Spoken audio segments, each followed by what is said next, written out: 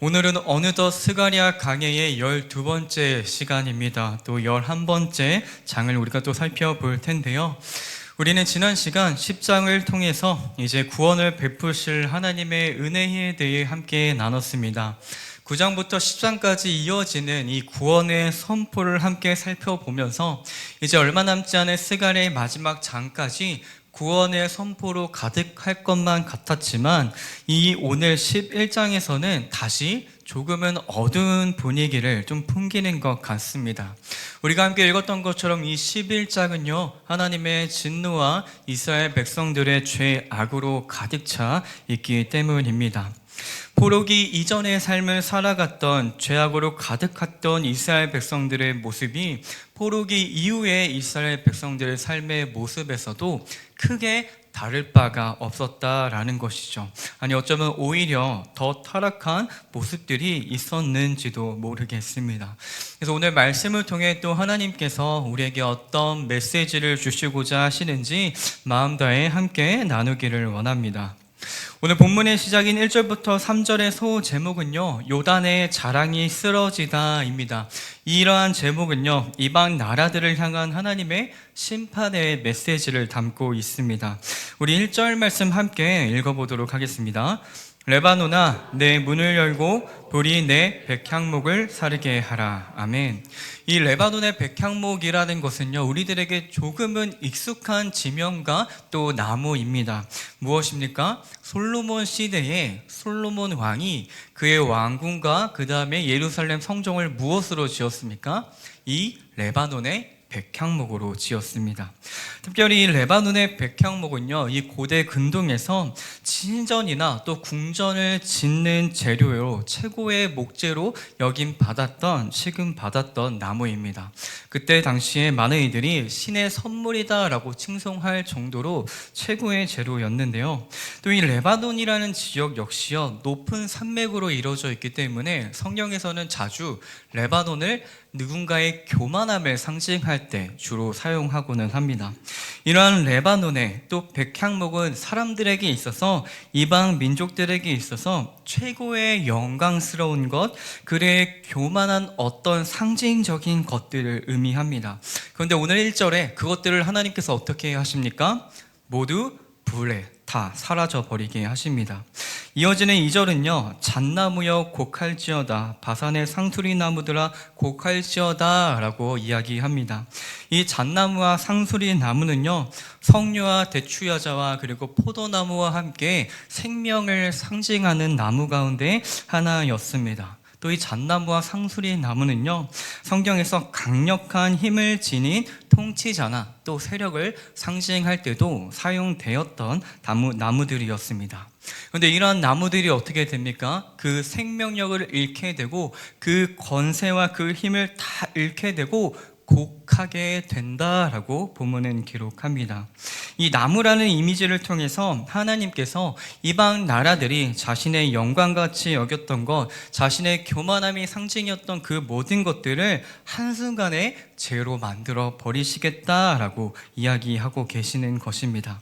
그리고 3절은요, 이러한 곡소리가 목자들과 어린 사자의 부르짖음으로 이어지는데요, 우리 3절 말씀 함께 한 목소리로 읽어보겠습니다.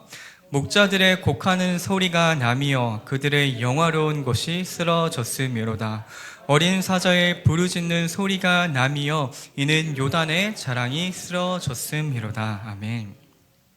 앞서 잣나무와 상수리나무가 곡하였던 것처럼 이번엔 목자와 어린 사자가 곡하며 부르짖고 있습니다. 이 목자는 대부분 지도자들, 인도자들을 상징하는 단어이며 또 사자 역시도 마찬가지로 지도자들을 의미하는 단어로 사용되는 그러한 단어입니다.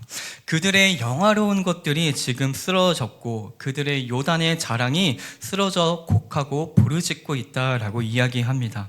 여기서 이 영화로운이라고 사용된 히브리어 단어 아떼레트는요, 매우 값비싼 옷이라는 의미를 가지고 있는데요, 우리가 굉장히 잘 알고 있는 요나 선지자가 이 멸망을 선언하자 아수르의 왕이 금식을 위해 베옷을 입으려고 벗었던 그의 왕복을 이 단어로 표현하고 있습니다. 왕이 입는 최고로 가치 있는 비싼 옷이라는 것이죠.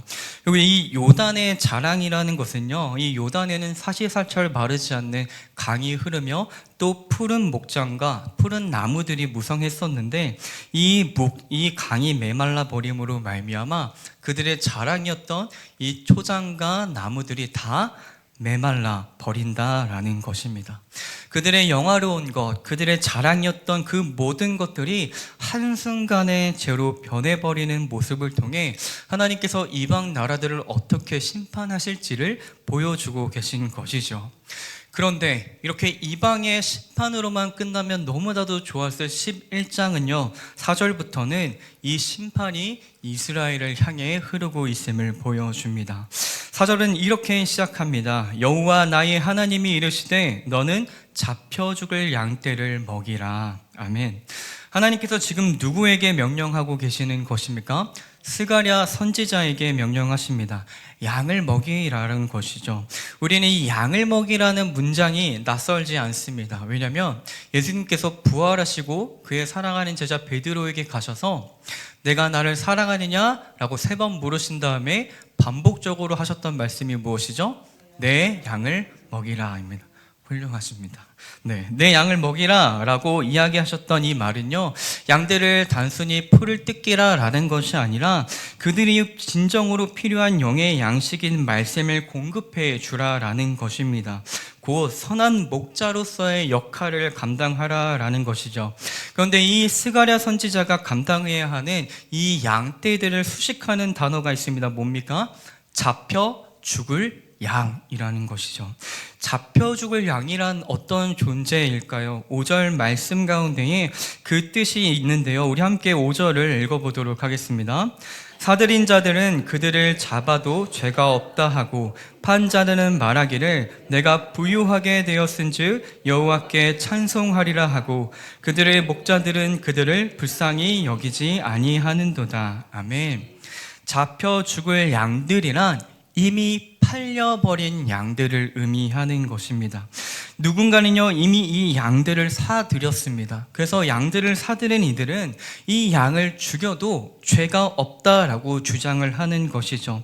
또 양을 팔아주는 장사꾼들은요 양을 팔아서 돈을 많이 벌었다고 하나님께 찬송을 올려드립니다. 그리고 이 양들을 공급해줬던 목자들은요 팔려버린 양들이 죽임을 당하던 어떤 상황에 처하던 전혀 불쌍히 여기지 않는 모습을 보여줍니다. 여기서 양떼는 이스라엘 백성들을 의미하며 양을 사들인 이들은 이방의 나라들을 왕들을 의미하고 양을 파는 자들과 목자들은 이스라엘의 지도자들을 의미합니다. 양을 오랫동안 키우고 또 정도 들었을 이 목자들은요 양들을 전혀 불쌍히 여기지 않는 모습을 보여줍니다. 아니 오히려 양을 팔아 부유하게 되었음을 기뻐하며 마치 그것이 하나님의 뜻인 양 하나님을 찬양하고 있는 것이죠. 하나님의 백성들을 하나님의 말씀대로 살아가도록 인도하며 지도해야 했던 유대 지도자들이 모두 부패하여 재물에 눈이 멀어 백성들을 착취하고 또 유린하고 있는 모습을 보여주고 있는 것입니다. 따라서 하나님께서는 6절에 그들에게 이렇게 말씀하십니다. 목자들이 양떼를 불쌍히 여기지 않은 것처럼 더 이상 이스라엘 백성들을 내가 불쌍히 여기지 않을 것이라고 선포하는 것입니다. 단순히 지도자들만 죄악으로 가득했던 것이 아니라 이스라엘 백성 모두가 죄악으로 부패했음을 말하고 있는 것이죠. 그래서 하나님께서는요 그들이 양떼를 팔아 넘겼던 것처럼 이방 민족들에게 이스라엘 백성들을 넘겨주며 이방 민족들에게 공격을 당할지라도 그들을 구원하지 않을 것이라고 이야기하십니다. 곧 더 이상 그들과 상관하지 않겠다라고 말씀하시는 것입니다. 사랑하는 우리 저희교회 성도님들, 우리는 이 말씀이 얼마나 두렵고 떨리는 말씀인지를 깨달아야 합니다. 우리는요 하나님의 긍휼히 여기심이 없이는 단 한순간도 그분의 자녀로 살아갈 수 없는 존재들입니다. 하나님께서 그분의 백성들을 더 이상 긍휼히 여기지 않으시겠다라는 것은 그들의 삶 속에 더 이상 개입하지 않으시겠다라는 뜻입니다. 따라서 그들이 어떤 상황에 놓이든 그대로 버려두시겠다라는 뜻이죠. 출애굽 사건 가운데에 재앙이 있을 때마다 바로는 모세와 이스라엘 백성들을 보내지 않습니다. 그리고 그때마다 등장하는 한 문장이 있는데요. 하나님께서 바로의 마음을 완악하게 하셨다라는 문장입니다. 이 말씀은 무슨 뜻이냐면요. 하나님께서 그에게서 손을 떼셨다라는 의미입니다. 하나님께서 손을 떼면 어떻게 될까요? 이 세상은요, 죄악으로 곤두박질 치게 되는 것입니다. 이미 사람은 계속해서 죄를 향해 끊임없이 달려가고 있는 상태이지만 하나님께서 그들을 긍휼히 여기셔서 그의 삶 가운데 개입하실 때에 그 악을 향하여 가는 걸음이 생명을 향하는 걸음으로 바뀔 수 있다라는 것입니다. 우리 성도님들 혹시 무빙워크를 알고 계신가요? 대형 쇼핑몰에 가면 이제 자연스럽게 타기만 하면 우리를 위로 데려다 주기도 하고 또 아래로 데려다 주기도 하는 것이 무빙워크인데요.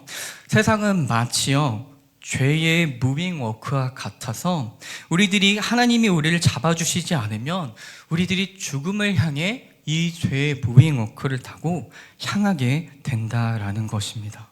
하나님께서 우리를 긍휼히 여겨주셔서 우리의 손을 잡아주시지 않는다면요, 우리들은 죽음을 향해 갈 수밖에 없는 죄악된 존재들이라는 것이죠. 점점 더 악해져가는 이 세상 속에서 그분의 긍휼하심이 사라진다면 우리는 결국 죽음을 향해 갈 수밖에 없는 존재라는 것입니다. 사랑하는 저희교회 성도님들, 하나님의 긍휼히 여기심을 붙잡는 우리들이 되기를 소망합니다. 그분의 긍휼함 없이는 단 한순간도 살 수 없는 연약한 존재임을 기억하며 오늘도 주님의 겸손함을 붙잡는 우리의 삶이 되길 축복합니다. 이어진 7절 말씀을 우리 또 함께 읽어보도록 하겠습니다. 내가 잡혀 죽을 때를 먹이니 참으로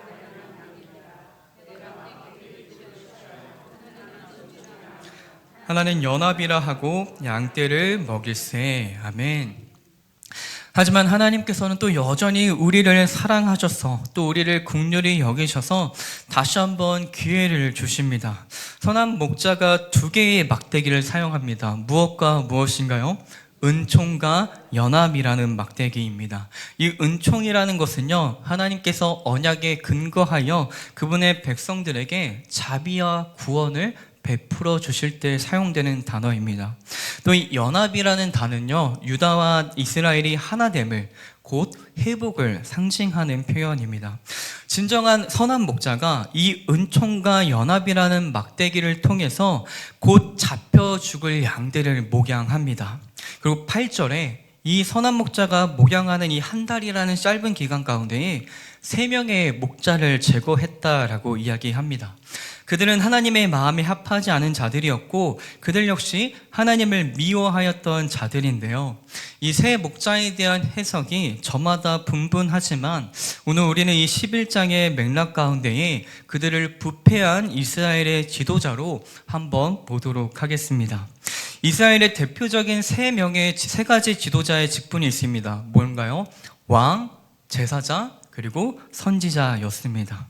또 이 3이라는 숫자는요, 이 고대 군동에서 총체적인 합, 전체를 의미하는 상징적인 숫자로도 사용되는 숫자입니다. 그래서 이 숫자 3은요, 부패했던 모든 이스라엘 지도자들을 의미한다라고도 볼 수 있는 것이죠.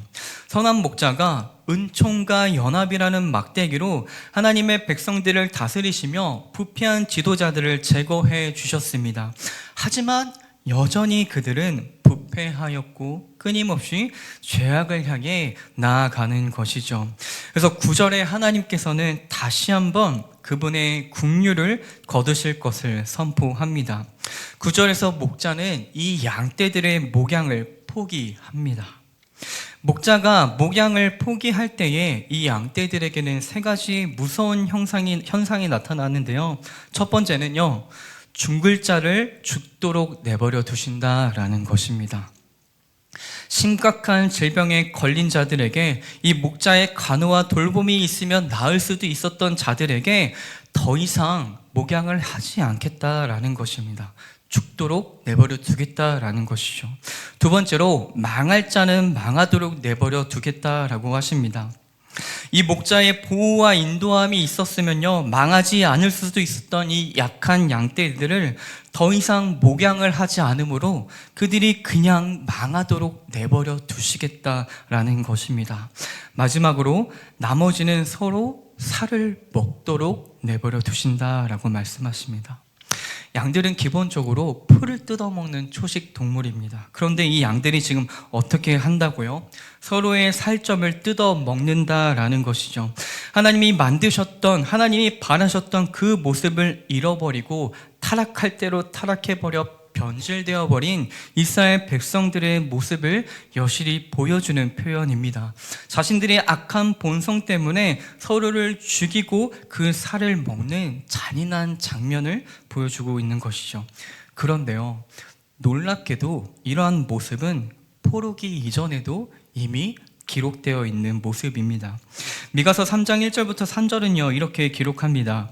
내가 또 이르노니 야곱의 우두머리들과 이스라엘 족속의 통치자들아, 들으라. 정의를 아는 것이 너희의 본분이 아니냐. 너희가 선을 미워하고 악을 기뻐하여 내 백성의 가죽을 벗기고 그 뼈에서 살을 뜯어 그들의 살을 먹으며 그 가죽을 벗기며 그 뼈를 꺾어 다지기를 냄비와 솥 가운데에 담을 고기처럼 하는도다. 아멘. 이 끔찍하고요, 잔인한 모습은 이미 포로기 이전에 그들의 삶 가운데에 만연해 있었던 모습이었습니다. 그런데 하나님의 은혜로 말미암아 다시 돌아왔던 포로기 이후의 이스라엘 백성들 안에서도 그 이전의 모습이, 그 죄악된 모습이 다시 반복되어 나타나고 있다라는 것입니다. 그래서 하나님께서는요, 이 선한 목자가 단순히 목약을 그치는 것에서 그만두는 게 아니라 더욱더 무섭게 이 양떼들을 심판하십니다. 우리 10절 말씀 함께 읽겠습니다. 이에 은총이라는 막대기를 취하여 꺾었으니 이는 모든 백성들과 세운 언약을 폐하려 하였음이라. 아멘. 무엇을 꺾어버린다라고 말씀하십니까? 은총을 상징하는 막대를 꺾어버립니다. 은총은 앞서 말했듯이 언약에 근거하여 하나님께서 그분의 백성들에게 베푸시는 자비와 구원함을 상징합니다. 곧 은총을 꺾어버린다는 것은 언약을 폐기해 버리겠다라는 것입니다. 성도님들, 이스라엘 백성들에게 언약은 무엇입니까? 시내산에서 하나님께서 이스라엘 백성들과 맺었던 언약입니다. 내가 너희의 하나님이 되고 너희는 나의 백성이 되어 거룩한 나라요, 거룩한 백성이요 제사장 나라로서 하나님과 함께하는 삶을 살아가자라고 공식적으로 선언하고 약속을 맺었던 그 언약입니다. 그런데 지금 그 언약을 폐기하겠다라는 것입니다. 하나님께서는 이스라엘 백성들이 어떤 상황에 놓이든 어떠한 죄된 모습을 가지던 항상 그 언약에 기초하여 이스라엘 백성들에게 은총을 베풀어 오셨는데 이제 그 언약마저도 끊어내시겠다라는 것입니다. 완전히 그들과의 관계를 끊어버리겠다라는 것이죠. 이 놀랍고도요, 이 두렵고도요, 이 떨리는 말씀이 선포되는 이 순간에 더욱더 안타까운 사실은 이것을 인지한, 이것을 깨달은 이스라엘 백성들이 극소수에 지나지 않다라는 것입니다. 11절은 이렇게 기록합니다. 당일에 곧 패함에 내 말을 지키던 가련한 양들은 이것이 여호와의 말씀이었던 줄 안지라. 아멘. 이 언약이 폐해지는데 모든 이스라엘 백성들이 아는 것이 아니라 가련한 양들, 양떼도 아닌 극소수의 양들만이 하나님의 말씀을 지키고 살아가려고 노력했던 그 극소수의 이스라엘 백성만이 하나님의 언약이 자신들을 떠나갔다라는 것을 깨닫는다라는 것이죠. 그렇게 하나님께서 자신의 백성들을 떠나시는데 이스라엘 백성들 가운데 그 누구도 깨닫지 못한다라는 것입니다.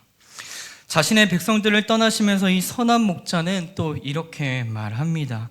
우리 12절 말씀인데요, 함께 읽겠습니다. 내가 그들에게 이르되 너희가 좋게 여기거든 내 품삯을 내게 주고 그렇지 아니하거든 그만두라. 그들이 곧 은 30개를 달아서 내 품삯을 삼은지라. 아멘. 선한 목자는 목약을 그만두면서 이스라엘 지도자들에게 이렇게 말합니다. 만일 내가 떠나는 것이 너희에게 괜찮다면 너희가 내가 지금까지 일했던 그 삭슬 책정하여 달라라는 요구였습니다. 여기서 그 삭슬, 그 품삯을 책정하여 준다라는 것은 어떤 의미입니까? 이제 더 이상 그 선한 목자가 우리들에게 필요 없다라는 뜻입니다. 이제 너가 그동안 우리에게 행했던 그 일을 품삯을 치러서 지불해 줄 테니 상관없는 관계로 지내자라는 의미입니다. 떠나가도 상관없다라는 것이죠. 그런데 지금 이 선한 목자의 역할을 수행하고 있던 이가 누구입니까? 스가랴 선지자입니다. 선지자는 하나님의 말씀을 선포하는 자입니다. 그랬던 그가 자신의 품삯을 요구하며 이제 더 이상 너희들 안에서 하나님의 말씀을 전하는 일을 하지 않겠다라고 이야기하는데 그 이스라엘 백성들이 어떻게 행동합니까? 그들은 어떻게 반응하여야 했나요? 하나님의 말씀이 끊어지지 않기를 간절하게 요청해야 했습니다. 요나 선지자의 말을 듣던 아수르의 왕이 자신의 모든 영광을 내려놓고 하나님께 회개하였던 것처럼 이스라엘 백성들 역시 하나님의 말씀이 다시 우리들 안에 거하여 우리를 인도해 주기를 간절히 목 놓아 울부짖어야 했습니다. 하지만 그들은 은 30을 책정하여 줍니다. 은 30은요, 출애굽기 21장 32절에 나오는 소에게 바쳐 죽은 종의 몸값입니다. 이 몸값, 선한 목자의 값을요, 종의 몸값 정도로 책정하여 주었다라는 것이죠. 선한 목자의 품삯을 굉장히 헐값으로 책정하고 그에게 모욕을 안겨주는 것입니다. 그들은 하나님의 말씀이 떠나가는 그 순간에도, 하나님의 말씀이 끊어지겠다라고 선포하는 그 순간에도 자신들이 손해보는 것을 감수하고 있지 않습니다. 그래서 하나님은 13절에 그들이 나를 헤아린 바 그 삭슬 토기장이에게 던지라 라고 말씀하십니다. 이 선한 목자에게 책정하여 준 그 값을 하나님은 자신을 헤아린 바라고 이야기하십니다. 하나님에게 터무니없는 은 30을 매긴 것이죠. 그리고 그 은 30을 던졌던 토기 장인은요, 사회적으로 굉장히 미천한 신분으로 여김받는 이들이었습니다. 그래서 은 30을 토기 장에게 던졌다라는 것은요, 하나님께서 그들이 자신에게 준 이 모멸적인 것에 대한 냉소적인 반응을 담고 있는 것이죠. 그리고 이어지는 14절에 이 선한 목자는 마지막 하나 남았던 막대기마저 꺾어 버립니다. 무엇인가요? 연합이라는 막대기입니다. 하나님과의 관계를 상징했던 은총이라는 막대기가 꺾이자 하나됨과 회복을 의미하였던 연합이라는 막대기 역시 꺾어지게 되는 것이죠. 하나님과의 관계가 깨지면 자연스럽게 이웃과의, 사람과의 관계 역시 깨질 수밖에 없는 것이죠. 사랑하는 우리 제1교회 성도님들, 과연 우리들은 어떤 양떼입니까? 하나님의 말씀이 나를 떠나가는데도 전혀 알지 못한 채 자신들의 유익을 얻기에 급급한 양떼들입니까? 아니면 그렇게 힘들고 어려운 상황 속에서도 하나님의 말씀을 지키기 위해 고군분투하며 살아가는 가녀린 양들입니까? 하나님의 말씀이 떠나간다는 것은 은총과 연합의 폐기이며 하나님과의 언약의 폐기이며 하나님과의 영원한 단절, 관계가 끊어짐을 의미합니다. 그런데 그것을 깨닫지 못하며 살아가고 있던 양떼의 모습이 우리들에게 있지 않았는지요? 성경은 자주요, 이 물질에서 하나님의 뜻을 따르기 어렵게 만드는 장애물로 이 물질들을 사용합니다. 왜 성경은 그렇게 물질을 자주 장애물로 등장시키는 걸까요? 물질은 우리들의 삶에 변화를 가져다 주기 때문입니다. 성도님들, 돈이 있으면요, 먹는 것이 달라집니다. 돈이 있으면요, 입는 것이 달라지고요, 타는 것이 달라지고 보고 듣는 것이, 사는 곳이 달라집니다. 누릴 수 있는 것들이 훨씬 더 풍성해지고요, 다양해지는 것이죠. 이렇게 물질은요, 우리들의 삶 가운데 눈에 띄는 어떤 변화들을 가져다 주는 것입니다. 그런데 하나님의 말씀은, 하나님은 우리들에게 어떤 변화를 가져다 주십니까? 죄의 무빙워크를 타고 죽음으로 향할 수밖에 없었던 우리들을 생명으로 옮겨주시는 변화를 주시는 것입니다. 죄인이라는 낙인이 찍힌 채로 살아갈 수밖에 없었던 우리들이 하나님의 자녀라는 이 놀라운 신분의 변화를 가져다 주는 것이 바로 하나님의 말씀인 것이죠. 그런데 우리들은 이런 본질적인 변화보다 눈앞에 화려해 보이는 레바논의 백향목과 같은 이 영화로운 것들을 더 쫓기에 급급하다라는 것입니다. 그래서 하나님이 우리를 떠나시는데도 모르는 것입니다. 하나님의 말씀이 더 이상 우리의 삶 가운데 역사하지 않는데도 깨닫지 못하는 것입니다. 눈에 띄는 화려한 변화들을 쫓기에 급급하기 때문입니다. 사랑하는 성도님들, 우리들이 이러한 변화 앞에서만 민감하지 않았으면 좋겠습니다. 우리들이요, 하나님의 말씀 앞에서 더욱더 민감하기를 소망합니다. 하나님이 나의 삶 속에서 얼마나 역사하고 계시는지, 하나님의 말씀이 오늘도 나의 발등에 등불이 되어 내가 걸어가는 그 길을 비춰주고 계시는지, 그것에 더욱더 민감하게 반응하는 우리들의 삶이 되기를 간절히 소망합니다. 마지막으로 이어지는 15절과 17절에서는요, 다시 한번 이 악한 목자들에 대한 심판을 이야기하십니다.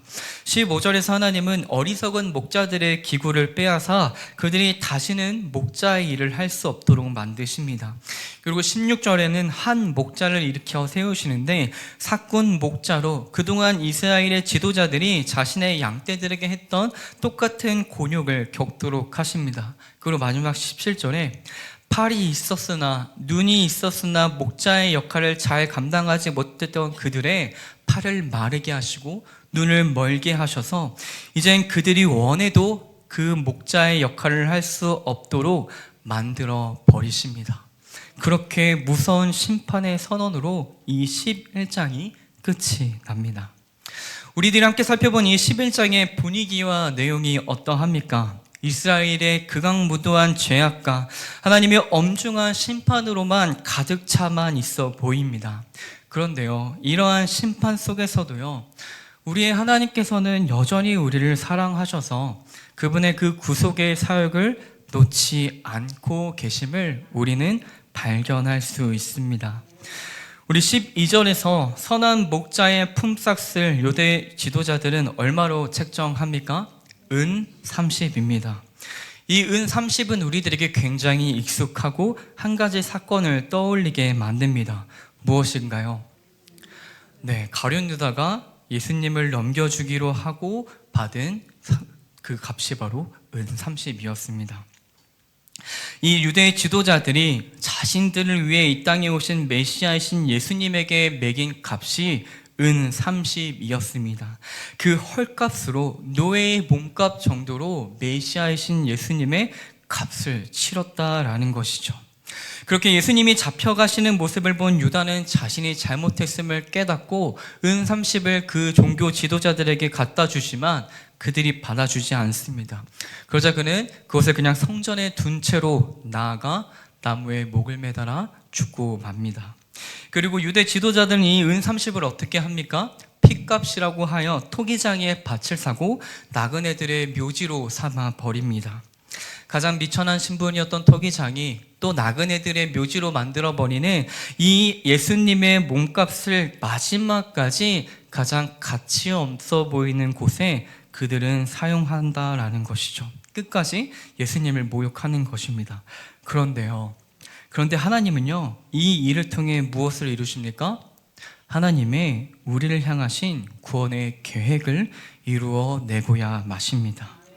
하나님이 자신을 떠나가는 순간도 모른 채 살아갔던 이스라엘 백성들에게 하나님의 백성들이 하나님이 필요 없다며 은 30을 내어주는 그 순간에서도요, 하나님은 그 일을 통하여 그 구원의 계획을 이루고야 마신 것입니다.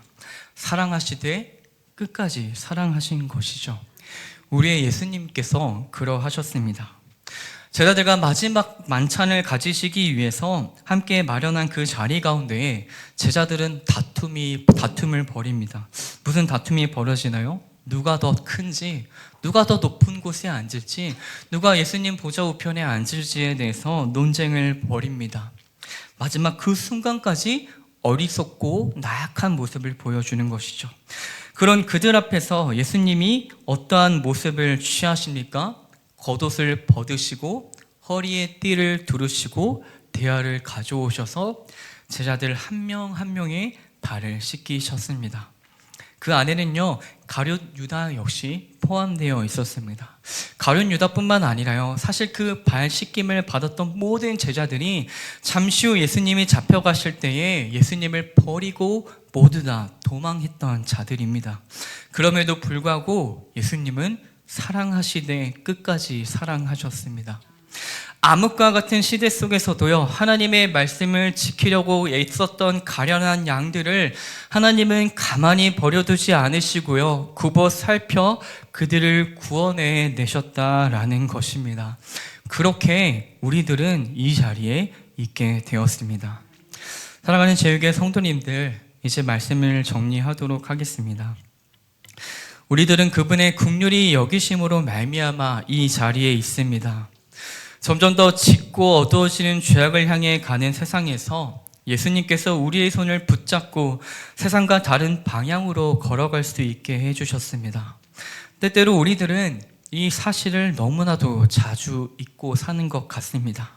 마치 처음부터 하나님의 자녀였던 것처럼, 나의 의로움과 공로로 하나님 앞에 나아오는 것처럼, 어느 순간 나의 레바논의 백향목과 같은 면류관이 내 목을 곧게 만들어서 하나님이 아니라 나를 더 바라보는 그러한 삶을 살아가고는 있지 않은지 우리들은 우리의 삶을 늘 점검해 봐야 합니다. 그리고 더욱더 그분의 긍휼하심을 바라보고 붙잡아야만 합니다.